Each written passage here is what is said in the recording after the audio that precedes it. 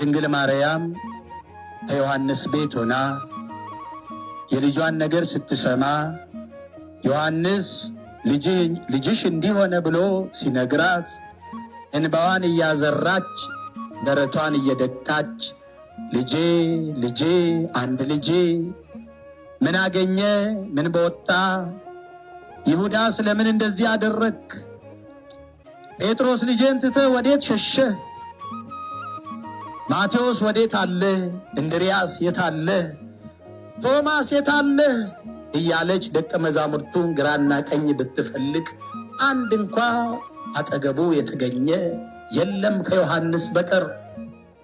በመከራ ጊዜ ማን ይገኛል? በችግር ጊዜ ማን ካጠገቢ ይቆማል?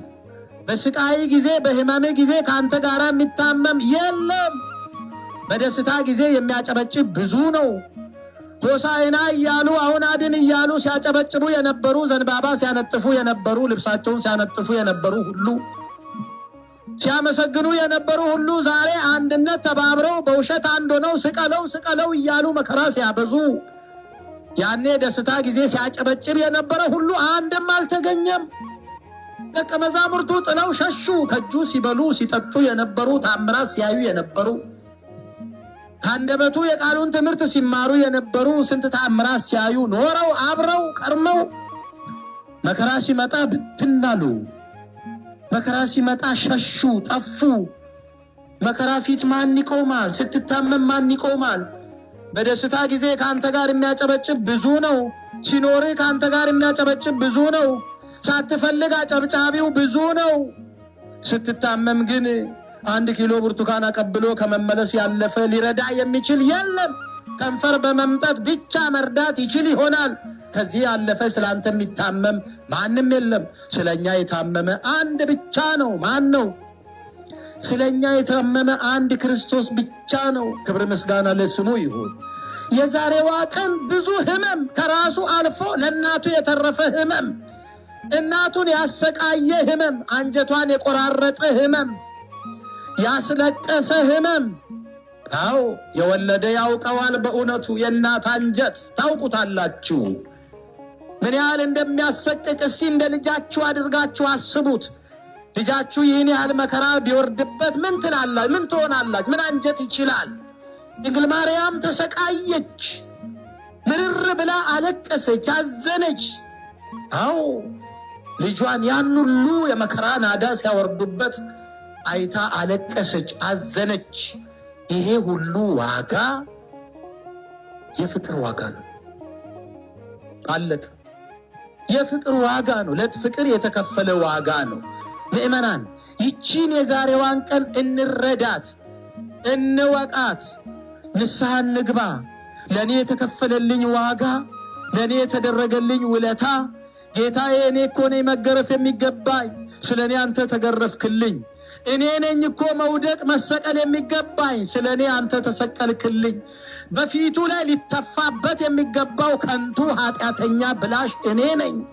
አንተ በከበረ ፊት ላይ ምራቅ ተተፋብ ጌታዬ፣ ስለ እኔ ይቅር በለኝ፣ ማረኝ፣ ራራልኝ፣ በደለኛ ነኝ፣ ኃጢአተኛ ነኝ እያልን ንስሐ እንግባ። ለየትኛው ኑሮ ነው ወገኖቼ? ለየትኛው ጊዜ ነው? ወደ ንስሐ ኑ። ሥጋ ወደሙ ተቀበሉ፣ አትሽሹ።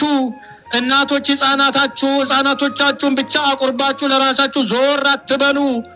እንደሱ አታድርጉ። ልጆቻችሁ ከእናንተ ይማሩ ይዩ። እናንተ ስትቆርቡ ሲያዩ ነው ልጆቻችሁ የሚቆርቡት። እናንተ ሳትቆርቡ ልጆቻችሁን ብቻ ሰዳችሁ ስትመለሱ ነገ ከፍ ሲሉ ማማ አንቺ መቼ ቆረብሽ እኔም አልቆርብ ይሏቸዋል። አዎ አሳዩአቸው፣ አስተምሯቸው። ቤተ ክርስቲያን ገብቶ የማይቆርብ ክርስቲያን በክርስትና የለም። ይሰደድም ቤተ ክርስቲያን እኮ ነው የሚለው። ገና ቅዳሴ ስንገባ እኮ ማለት ነው። ገና ቅዳሴ ሃሌ እያልን እያቃጨልን ስንገባ ታውቃላችሁ አይደለ? አዎ የማይቆርብ በስርዓት የማያስቀድስ ይሰደድ ከቤተ ክርስቲያን። በራሳችን ላይ እኮ ነው የምንፈርደው። በየጊዜው ነው እኮ ራሳችሁን የምታወግዙት እኮ። ቅዳሴ ላይ እና እያዜማችሁ እኮ ነው ለራሱ።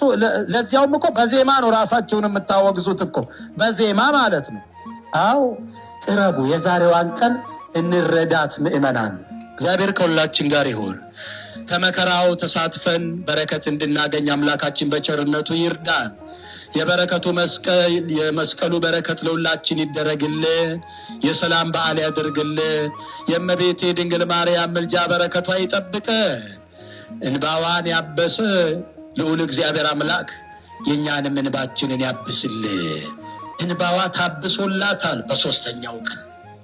አዎ ዛሬ ምርር ብላ አለቀሰች። አንጀቷ እስኪቆራረጥ ድረስ ምርር ብላ አለቀሰች። በሦስተኛው ቀን ብድግ ሲል ያ ሁሉ ተረሳ።